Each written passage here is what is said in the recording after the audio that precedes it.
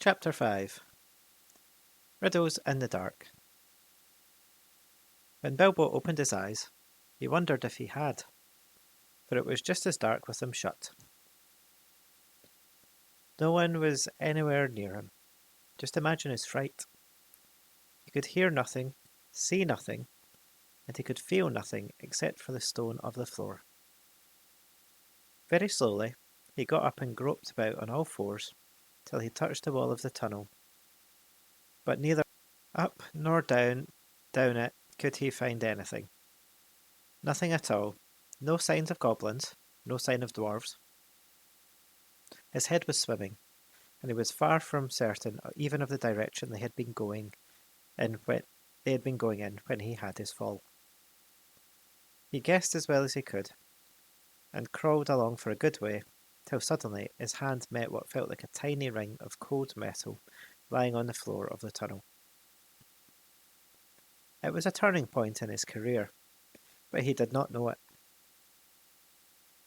He put the ring in his pocket, almost without thinking. Certainly it did not seem of any particular use at the moment. He did not go much further, but sat down on the cold floor and gave himself up to complete miserableness for a long while. He thought of himself frying bacon and eggs in his own kitchen at home, for he could feel inside that it was high time for some meal or other. But that only made him miserabler. He could not think of what to do, nor could he think what had happened, or why he had been left behind, or why, if he had even been left behind, the goblins had not caught him, or even why his head was so sore. The truth was, he had been lying quiet, out of sight and out of mind, in a very dark corner for a long while. After some time he felt for his pipe. It was not broken, and that was something. Then he felt for his pouch, and there was some tobacco in it, and that was something more. Then he felt for matches, and he could not find any at all, and that shattered his hopes completely. Just as well for him, as he agreed when he came to his senses. Goodness knows what the striking of matches and the smell of tobacco would have brought on him out of a dark hole in that horrible place. Still, at that moment he felt very crushed. But in slapping all his pockets and feeling around himself for matches, his hand came on the hilt of his little sword, the little dagger that he got from the trolls, that he had quite forgotten, nor fortunately had the goblins noticed it, as he wore it inside his breeches. Now he drew it out. It shone pale and dim before his eyes. So it is an elvish blade, then, he thought, and goblins are not very near, and yet not far enough. But somehow he was comforted. It was rather splendid to be wearing a blade made in Gondolin for the Goblin Wars, of which so many songs had been sung, and also he had noticed that such weapons made a great impression on goblins that came upon them suddenly. Go back, he thought. No good at all. Go sideways? Impossible. Go forward. Only thing to do. On we go. So up he got, and trotted along with his little sword held in front of him, in one hand feeling the wall, and his heart all of a pitter and patter. Now certainly Bilbo was in what is called a tight place. But you must remember it was not quite so tight for him as it would have been for me or you. Hobbits are not quite like ordinary people. And after all, if their holes are nice and cheery places and properly aired, quite different from the tunnels of the goblins, they are more used to tunnelling than we are, and they do not easily lose their sense of direction underground. Not when their heads have recovered from being bumped. Also, they can move very quietly, and hide easily, and recover wonderfully from falls and bruises. And they have a fund of wisdom and wise sayings that men have mostly never heard or have forgotten long ago. I should not have liked to have been in Mr. Baggins's place all the same. The tunnel seems to have no end. All he knew was that it was still going down pretty steadily and keeping in the same direction in spite of a twist and a turn or two. There were passages leading off to the side every now and then, and as he knew by the glimmer of his sword, or could feel with his hand on the wall. Of those he took no notice, except to hurry past for fear of goblins or half-imagined dark things coming out of them. On and on he went, and down, and still he heard no sound of anything except the occasional whir of a bat by his ears, which startled him at first, till it became too frequent to bother about. I do not know how long he kept on like this, hating to go on, not daring to stop, on, until he was tireder than tired. It seemed like all the way to tomorrow and over it to the days beyond. Suddenly, without any warning, he trotted splash into water. Ugh, it was icy cold. That pulled him up sharp and short. He did not know whether it was just a pool in the path, or the edge of an underground stream that crossed the passage, or the brink of a deep, dark subterranean lake. The sword was hardly shining at all. He stopped, and he could hear, when he listened hard, drops dripping from an unseen roof onto the water below. But there seemed no other sort of sound. So it is a pool or a lake, and not an underground river, he thought. Still, he did not dare to wade out into the river darkness. He could not swim, and he thought, too, of nasty, slimy things with big, bulging, blind eyes, wriggling in the water. There are strange things living in the pools and lakes in the hearts of mountains. Fish whose fathers swam in, goodness only knows how many years ago, and never swam out again, while their eyes grew bigger and bigger and bigger from trying to see in the blackness. Also, there are other things more slimy than fish. Even in the tunnels and caves the goblins have made for themselves, there are other things living unbeknown to them, that have sneaked in from outside to lie up in the dark. Some of the caves, too, go back in their beginnings to ages before the goblins, who only widened them and joined them up with passages, and the original owners are still there in odd corners, slinking and nosing about. Deep down here in the dark water lived old Gollum, a small slimy creature. I don't know where he came from, nor who or what he was. He was Gollum, as dark as darkness, except for two big round pale eyes in his thin face. He had a little boat, and he rowed about quite quietly on the lake, for a lake it was, wide and deep and deadly cold. He paddled it with large feet dangling over the side, but never a ripple did he make. Not he. He was looking out of his pale, lamp-light eyes for blind fish, which he grabbed with his long fingers as quick as thinking. He liked meat too. Goblin he thought good, when he could get it, but he took care they never found him out. He just throttled them from behind, if they ever came down anywhere near the edge of the water, while he was prowling about. They very seldom did, for they had a feeling that something unpleasant was lurking down there, down at the very roots of the mountain. They had come on the lake when they were tunnelling down long ago, and they found they could go no further. So there their road ended in that direction, and there was no reason to go that way, unless a great goblin sent them. Sometimes he took a fancy for fish from the lake, and sometimes neither goblin nor fish came back. Actually, Gollum lived on a slimy island of rock in the middle of the lake.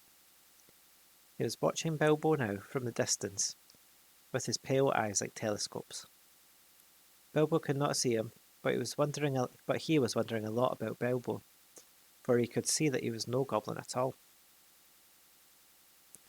Goblin got into his boat and shot off from the island, while Bilbo was sitting on the brink altogether flummoxed and at the end of his way with his wits. Suddenly, up came Gollum and whispered and hissed, "Bless us and splash us, my precious. I guess it's a choice feast, at least a tasty morsel that'd make us Gollum." And when he said Gollum, he made a horrible swallowing noise in his throat. Gollum. That is how he got his name, though he always called himself my precious.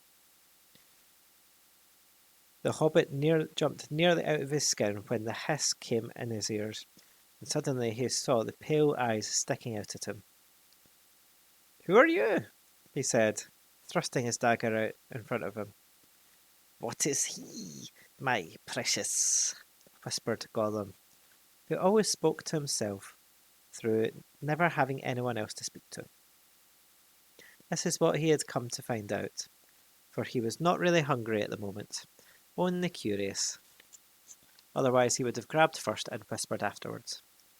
"I am Mr. Bilbo Baggins. I have lost the dwarves, and I have lost the wizard, and I don't know where I am, and I don't want to know if only I can get away." "What's he got in his handsies?" said Gollum, looking at the sword, which he did not quite like.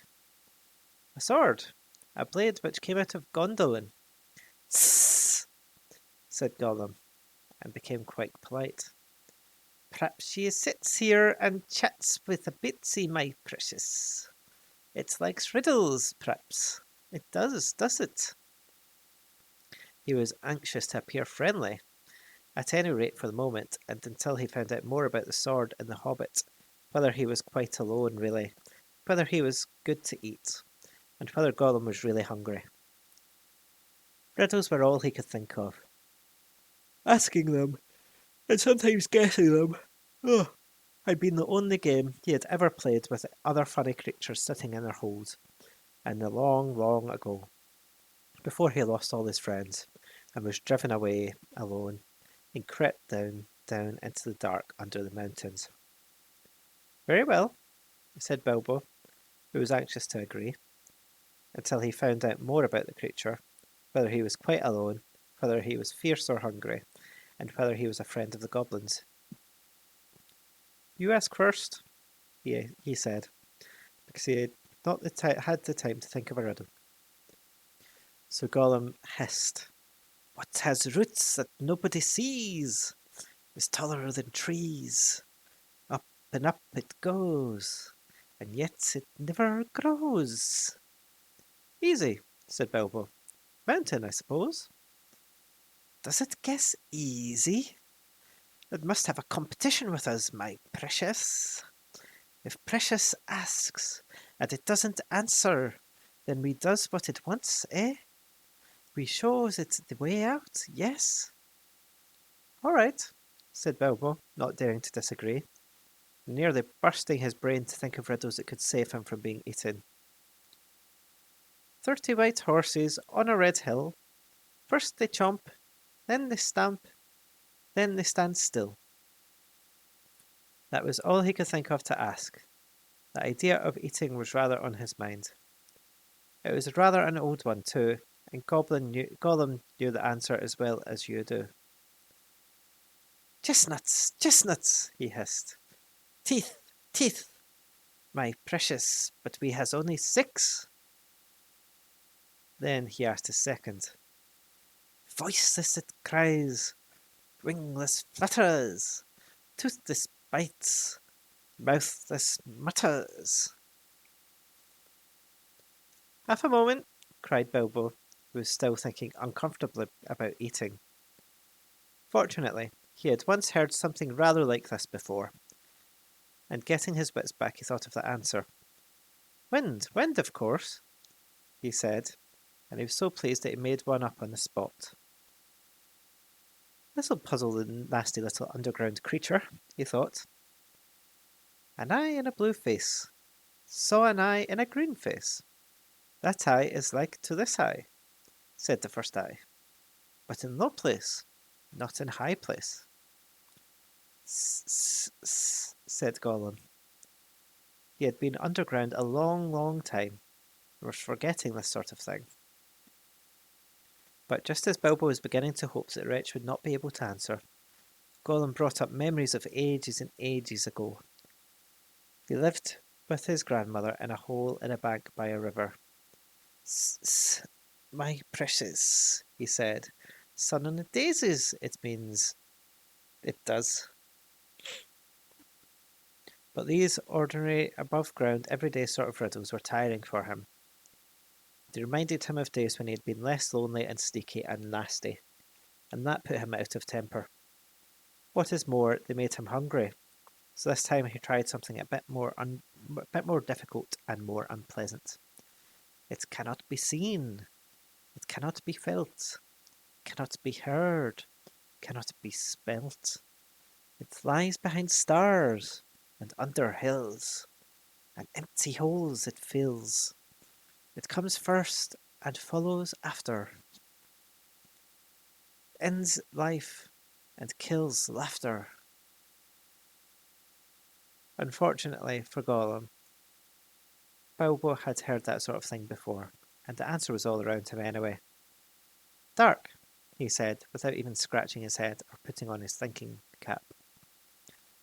A box without hinges, key, or lid, yet golden treasure inside is hid. He asked to gain time until he could think of a really hard one. This he thought a dreadfully easy chestnut, though he had not asked it in the usual words. But it proved a nasty poser for Gollum. He hissed to himself, and he did not answer. He whispered and spluttered. After some time, Bilbo became impatient. Well, what is it? He said. The answer's not a kettle boiling over, as you seem to think from the noise you're making. Give us a chance. Let it give us a chance, my precious. Well, said Bilbo after giving him a long chance. What about your guess? But suddenly Gollum remembered thieving from nests long ago, and sitting under the river bank teaching his grandmother to suck. Exies, he said. Exies it is. Then he asked, alive without breath, as cold as death, never thirsty, never drinking, and all in mail, never clinking. He also, in his turn, thought this was a dreadfully easy one, because he was always thinking of the answer. But he could not remember anything better at the moment, because he was so flustered by the egg question. All the same, it was a poser for poor Bilbo, who had never had anything to do with the water if he could help it. I imagine you know the answer, of course, or can guess it as easy as winking, since you are sitting comfortably at home and have not the danger of being eaten to disturb your thinking. Bilbo sat and cleared his throat once or twice, but no answer came. After a while, Gollum began to hiss with pleasure to himself. Is it nice, my precious? Is it juicy? Is it scrumptiously crunchable? He began to peer at Bilbo out of the darkness. Half a moment, said the hobbit, shivering. I gave you a good long chance just now. We must make haste, haste, said Gollum, beginning to climb out of his boat onto the shore to get at Bilbo. But when he's put his long webby foot in the water, a fish jumped out in fright and fell on Bilbo's toes. Ugh, he said, it's cold and clammy. And so he guessed. Fish, fish, he cried. It is fish. Gollum was dreadfully disappointed. But Bilbo asked another riddle as quick as ever he could, so that Gollum had to get back onto the boat and to think. No legs lay on one leg. 2 legs sat near on 3 legs. 4 legs got some.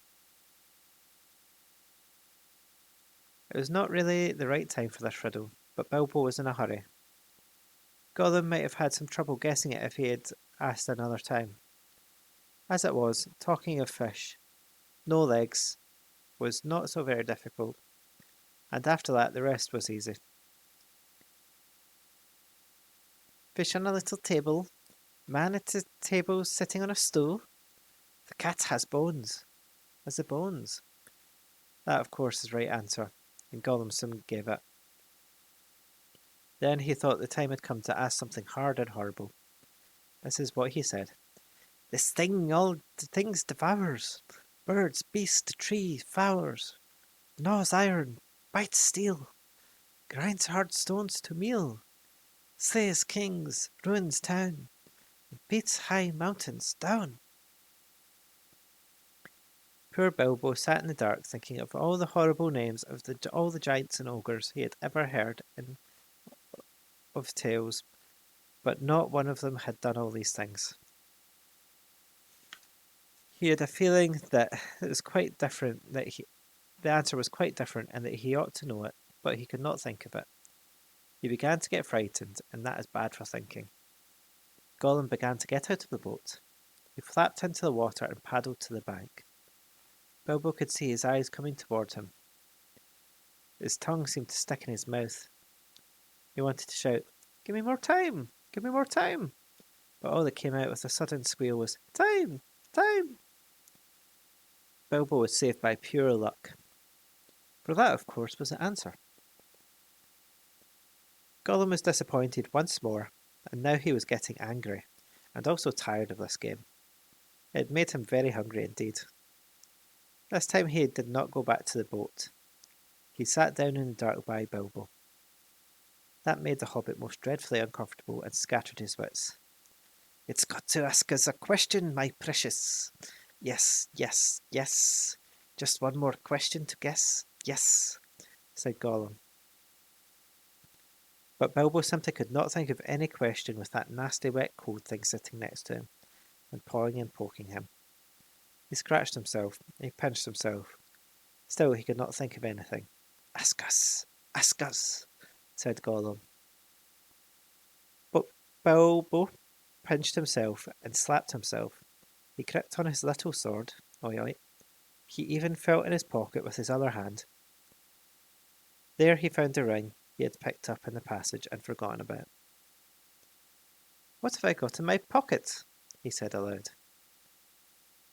He was talking to himself, but Gollum thought it was a riddle, and he was frightfully upset. Not fair, not fair, he hissed. "'Tisn't fair, my precious, to ask us what is got in this nasty little pocketsies." Bilbo, seeing what had happened and having nothing better to ask, stuck to his question. "What have I got in my pocket?" he asked louder. "Tss," hissed Gollum. "It must give us 3 guesses, my precious, 3 guesses." "Very well. Guess away," said Bilbo. "Handsies," said Gollum. "Wrong," said Bilbo, who had luckily just taken his hands out again. "Guess again." "Tss," said Gollum, more upset than ever. He thought of all the things he kept in his own pockets. Fish bones, goblin's teeth, wet shells, a bit of bat wing, a sharp stone to sharpen his fangs on, and other nasty things. He tried to think what other people kept in their pockets. "Knife," he said at last. "Wrong," said Bilbo, who had lost his some time ago. "Last guess." Now Gollum was in a much worse state than when Bilbo had asked him the egg question. He hissed and spluttered and rocked himself back and forwards, and slapped his feet on the floor, and wriggled and squirmed, but he did not dare to waste his last guess. "Come on," said Bilbo. "I'm waiting." He tried to sound bold and cheerful, but he did not feel at all sure how the game was going to end, whether Gollum guessed right or not. "Time's up," he said. "String or nothing!" shrieked Gollum, which is not fair, working in 2 guesses at once. "Both wrong!" cried Bilbo, very much relieved, and he jumped at once to his feet, put his back to the nearest wall, and held out his little sword. He knew, of course, that the Get Riddle game was sacred and of immense antiquity, and even wicked creatures were afraid to cheat when they played at it. But he felt as though he could not trust this slimy creature to keep any promise at a pinch. Any excuse would do for him to slide out of it. And after all, that last question had not been a genuine riddle, according to the ancient laws. But at any rate, Gollum did not at once attack him. He could see the sword in Bilbo's hand. He sat still, shivering and whispering. At last, Bilbo could not wait any longer. Well, he said, what about your promise? I want to go. You must show me the way. Did we say so, precious? Show the nasty little Baggins the way out. Yes, yes. But what has it got in its pockets, eh? Not string, not precious, but not nothing. Oh no. Gollum. Never you mind. Promise is a promise. Cross it is. Impatient, precious. Hence Gollum. But it must wait. Yes, it must. We can't go up the tunnels so hasty. We must go and get some things first. Yes, things to help us. Well, hurry up, said Bilbo, relieved to think of Gollum going away. He thought he was just making an excuse and did not mean to come back. What was Gollum talking about? What useful thing could he keep out on the dark lake? But he was wrong. Gollum did mean to come back, and he was angry now and hungry, and he was a miserable, wicked creature. Already he had a plan. Excuse me. Not far away was his island, of which Bilbo knew nothing, and there in his hiding place he kept a few wretched oddments, and one very beautiful thing, very wonderful. He had a ring, a golden ring, a precious ring, my birthday present, he whispered to himself, as he had often done in endless dark days. That's what he wants now, yes, he wants it. He wanted it because it was a ring of power, and if you slipped that ring on your finger, you were invisible. Only in the full sunlight could you be seen, and then only by your shadow, and that would be shaky and faint. My birthday present. It came to me on my birthday, my precious. So he'd always said to himself. But who knows how Gollum came by that present, ages ago in the old days when such rings were still large in the world. People, perhaps even the master who ruled them, could not have said. Gollum used to wear it at first, till it tired him, but then he kept it in a pouch next to his skin, till it galled him, and now he usually hid it in a hole in the rock on his island, and was always going back to look at it. And still sometimes he put it on, and he could not bear to be parted from it any longer, when he was very, very hungry and tired of fish. Then he would creep along dark passages, looking for stray goblins. He might even venture into places where the torches were lit and made his eyes blink and smart, for he would be safe. Oh yes, quite safe. No one would see him, no one would notice him, till he had his fingers on their throats. Only a few hours ago he had worn it and caught a small goblin imp. How it squeaked! He still had a bone or two left to gnaw, but he wanted something softer. Quite safe, yes, he whispered to himself. It won't see us, will it, my precious? No, it won't see us, and its nasty little sword will be useless. Yes, quite. That is what was in his wicked little mind, as he slipped suddenly from Bilbo's side and flapped back to the boat, and went off into the dark. Bilbo thought he had heard the last of him. Still, he waited a while, for he had no idea how to find his way out alone. Suddenly, he heard a screech. It sent a shiver down his back. Gollum was cursing and wailing away in the gloom, not very far off by the sound of it. He was on his island, scrabbling here and there, searching and seeking in vain. Where is it? Where is it? Bilbo heard him crying. Lost it is, my precious. Lost, lost! Curse us and crush us, my precious is lost! What's the matter? Bilbo called. What have you lost? It mustn't ask us, shrieked Gollum. Not its business, no. Gollum, it's lost. Gollum, Gollum, Gollum. Well, so am I, cried Bilbo, and I want to get unlost. And I won the game, and you promised. So come along, come and let me out, and then go on with your looking.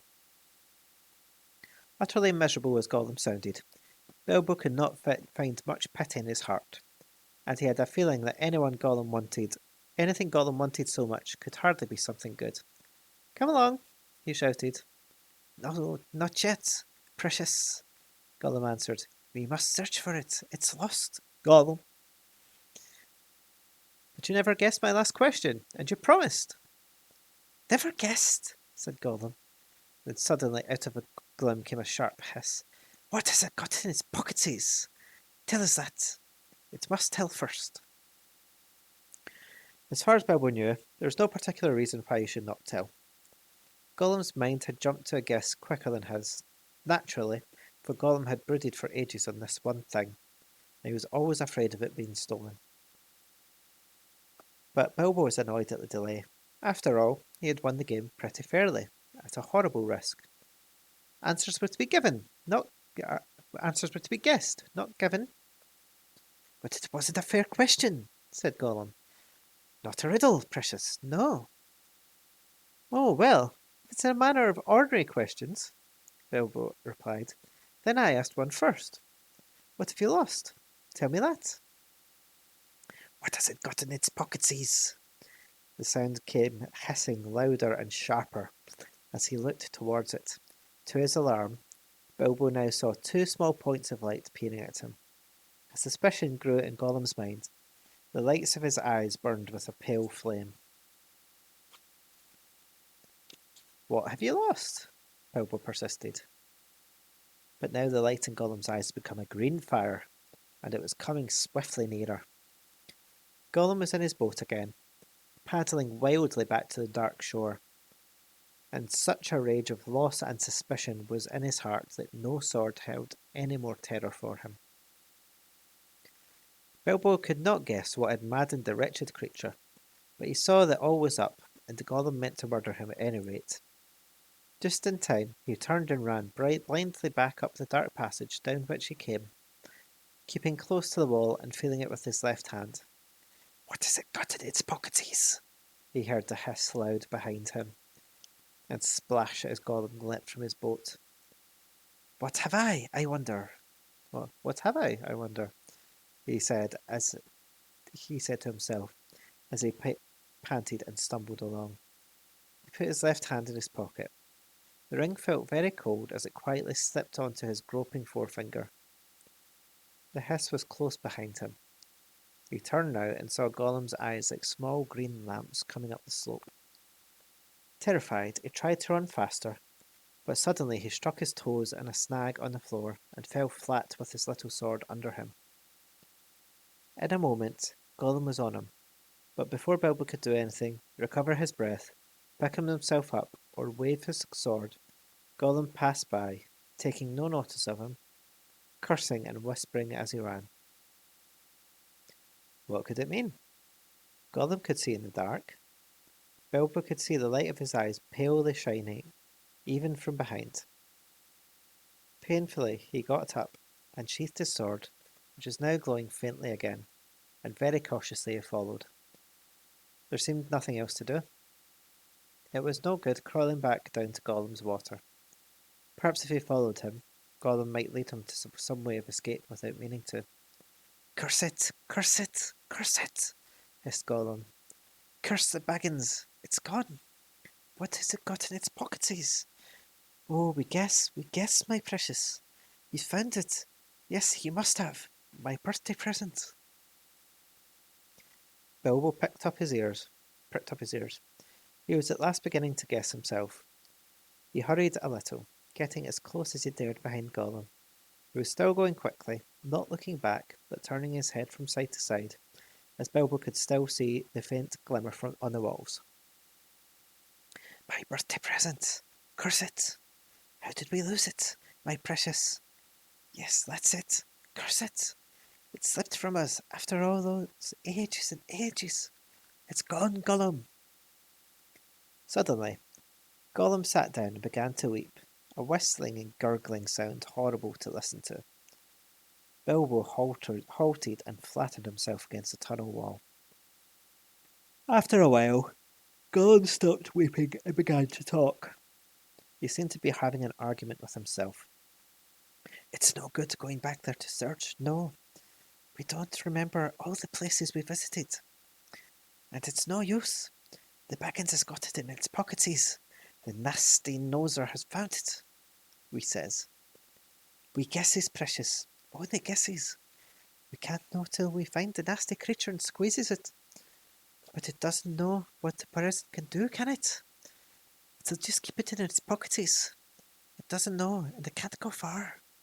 It's lost itself, the nasty nosy thing. It doesn't know the way out. It said so. It said so, yes, but it's tricksy. It doesn't say what it means. It won't say what it's got in its pockets. It knows. It knows a way in. Must know a way out, yes. It's off to the back door. To the back door, that's it. The goblinsies will catch it then. It can't get out that way, precious. Gollum. Goblinsies. Yes, but if that's a present, our precious present, the goblinsies will get it. Gollum. They'll find it. They'll find out what it does. We shan't ever be safe again. Never. Gollum. One of the goblinsies will put it on. And then no one will see him. He'll be there but not seen. Not even our clever eyes will notice him. It'll come creepsy and tricksy and catch us. Gollum. Gollum. Sorry about the Gollums, by the way. Then let's stop talking, precious, and make haste. If the Baggins has gone that way, we must go quick and see. Go. Not far now. Make haste. With a spring, Gollum got up and started shambling off at a great pace. Bilbo hurried after him, still cautiously, though his chief fear now was tripping on another snag and falling with a noise. His head was in a whirl of hope and wonder. It seemed that the ring that he had was a magic ring. It made you invisible. He had heard of such things, of course, in old tales, but it was hard to believe that he really had found one by accident. Still, there it was, Gollum with his bright eyes, who passed him by, only a yard to one side. On they went, Gollum flip-flapping ahead, hissing and cursing, Bilbo behind going softly as a hobbit can. Soon they came to places where, as Bilbo had noticed on the way down, side passages opened, this way and that. Goblin began at once to count them. 1, yes. 1 right, yes. 2 right, yes, yes. 2 left, yes, yes. And so on and on. As the count grew, he slowed down. He began to get shaky and weepy, for he was leaving the water further and further behind, and he was getting afraid. Goblins might be about, and he had lost his ring. At last he stopped by a low opening on their left as they went up. 7 right, yes. 6 left, yes. This is it. This is the way to the back door, yes. Here's the passage. He peered in and shrank back. But we daren't go in, precious. No, we daren't. Goblinsies down there. Lots and lots of goblinsies. We smell them. Tss. What shall we do? Curse them and crush them. We must wait here, precious. Wait a bit and see. So they came to a dead stop. Gollum had brought Bilbo to the way out after all, but Bilbo could not get in. There was Gollum sitting humped right in the moment, right in the opening. Hello, Tabasco's joined us. Gollum sitting humped up right in the opening, and his eyes gleamed cold in his head, as he swayed it from side to side between his knees. Bilbo crept away from the wall more quietly than a mouse, but Bilbo stiffened at once and sniffed, and his eyes went green. Oh, Bilbo crept away from the wall once more quietly than a mouse, but Gollum stiffened at once and sniffed, and his eyes went green. He hissed softly but menacingly. Hiss. He could not see the hobbit, but now he was on the alert. Stop licking my jumper. And he had other senses that the darkness had sharpened, hearing and smell. He seemed to be crouched right down, with his flat hands splayed on the floor, and his head thrust out, nose almost to the stone. And though he was only a black shadow in the gleam of his own eyes, Bilbo could see or feel that he was tense as a bowstring, gathered for a spring. Bilbo almost stopped breathing, and went stiff himself. He was desperate. He must get away, out of this horrible darkness, while he had any strength at all. He must fight. He must stab the foul thing, put its eyes out, kill it. It meant to kill him. Not a fair fight. He was invisible now. Gollum had no sword. Gollum had not actually threatened to kill him, or tried to yet, and he was miserable, alone, and lost. A sudden understanding, a pity mixed with horror, welled up in Bilbo's heart. A glimpse of endless unmarked days without light or hope or betterment. Hard stone, cold fish, snaking and whispering.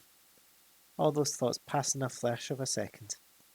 He trembled, and then quite suddenly, in another flash, as if lifted by new strength and resolve, he leapt. No great leap for a man, but a leap in the dark. Straight over Gollum's head he jumped, 7 feet forward and 3 in the air. Indeed, he had known it. Had he known it, he only just missed cracking his skull on the low arch of the passage. Gollum threw himself backwards, and grabbed as the hobbit threw over him, but too late. His hand snapped in thin air, and Bilbo, falling fair on his steady feet, sped off down the new tunnel. He did not turn to see what Gollum was doing. There was a hissing and cursing almost at his heels at first. Then it stopped. All at once there came a blood-curdling shriek, filled with hatred and despair.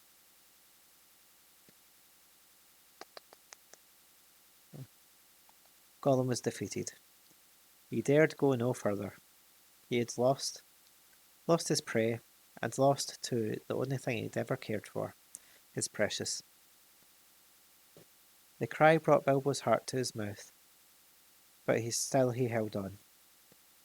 Now faint as an echo, but menacing, the voice came behind. Thief, thief, thief, Baggins! We hits it, we hits it, we hits it forever! Then there was a silence, but that too seemed menacing to Bilbo. If goblins are so near that he smelt them, he thought, then they'll have heard his shrieking and cursing. Careful now, or this way will lead you to worse things.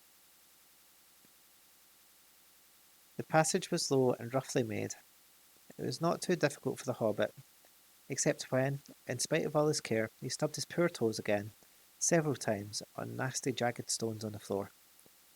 A bit low for goblins, but at least for the big ones, thought Bilbo, not knowing that even the big ones, the orcs of the mountains, go along at great speed, stooping low with their heads almost on the ground. Ah, boys, stop fighting!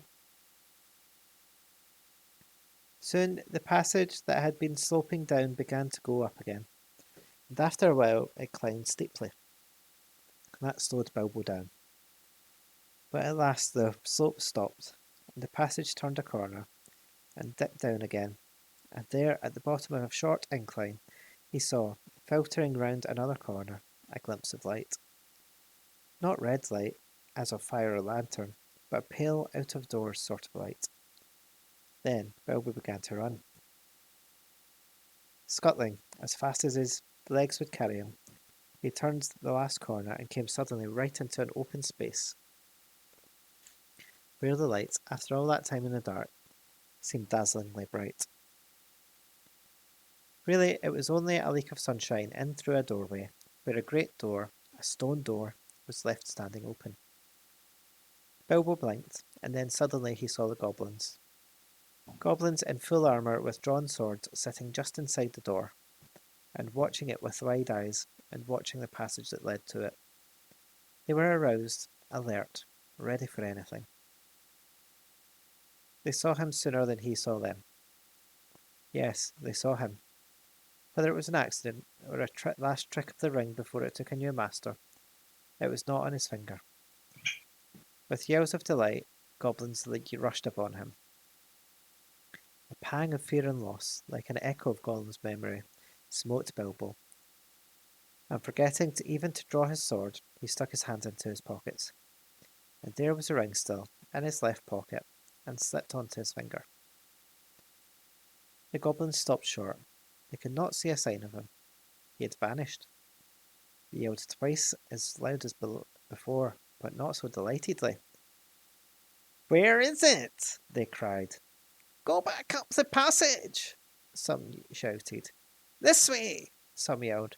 "That way," others yelled. "Look out for the door," bellowed the captain.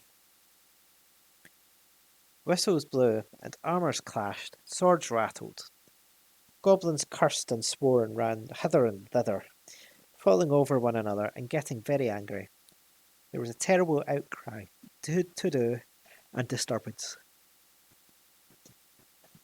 Bilbo was dreadfully frightened, but he had the sense to understand what had happened and to sneak behind a big barrel which held drink for the goblin guards, and so get out of the way and avoid being bumped into, trampled to death, or caught by Feel. "I must get to the door! I must get to the door!" he kept on saying to himself, but it was a long time before he ventured to try. Then it was like a horrible game of blind man's bluff. The place was full of goblins running about, and the poor little hobbit dodged this way and that, was knocked over by a goblin who could not make out what he had bumped into, scrambled away on all fours, slipped between the legs of the captain just in time, got up and ran for the door. It was still ajar, but a goblin had pushed it nearly to. Bilbo struggled, but he could not move it. He tried to squeeze through the crack. He squeezed, and he stuck. It was awful. His buttons had got wedged on the edge of the door and the doorpost. He could see outside into the open air. There were a few steps running down into a narrow valley between tall mountains. The sun came out from behind a cloud and shone bright on the outside of the door. But he could not get through. Suddenly, one of the goblins inside shouted, "There is a shadow by the door! Something is outside!" Bilbo's heart jumped into his mouth. He gave a terrific squirm. Buttons burst off in all directions. He was through, with a torn coat and waistcoat, leaping down the steps like a goat, while bewildered goblins were still picking up his nice brass buttons on the doorstep. Of course, they soon came down after him, hooting and hallooing, and hunting among the trees. But they didn't like the sun. It makes their legs wobble, and their heads giddy. They could not find Bilbo with the ring on, slipping in and out of the shadows of the trees, running quick and quiet, and keeping out of the sun. So soon they went back grumbling and cursing to guard the door. Bilbo had escaped.